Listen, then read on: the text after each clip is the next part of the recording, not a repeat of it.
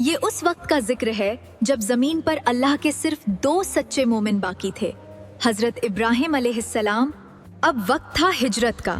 حضرت ابراہیم ایک انجان زمین کی اور نکل پڑے، صرف اپنے رب کے بھروسے، اور ان کی شریک حیات حضرت سارہ رضی اللہ۔ نمرود کی آگ ٹھنڈی ہو چکی تھی، قوم نے سچ کو ماننے سے انکار کر دیا تھا۔ چلتے چلتے وہ ایک ایسے بادشاہ کی سرحد میں داخل ہوئے جو بے حد ظالم اور بد کردار تھا۔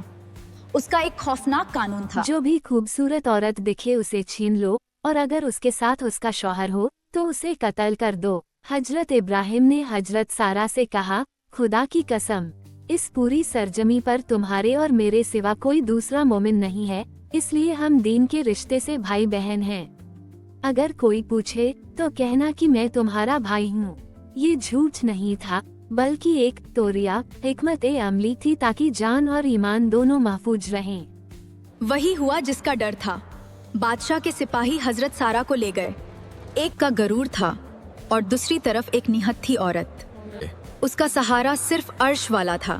تمہارا اس شخص سے کیا رشتہ ہے؟ حضرت سارہ نے بہادری سے جواب دیا، وہ میرے بھائی ہیں۔ جیسے ہی اس بدبخت بادشاہ نے بری نیت سے حضرت سارہ کی طرف ہاتھ بڑھایا، اس کا ہاتھ وہیں سن ہو گیا۔ وہ درد سے چیخ اٹھا اور گر گرانے لگا۔ میرے لیے دعا کرو، میں اب کچھ نہیں کروں گا۔ حضرت سارہ نے دعا کی، ہاتھ ٹھیک ہو گیا، لیکن اس ظالم نے پھر ہاتھ بڑھایا اور پھر وہی ہوا۔ ایسا 3 بار ہوا۔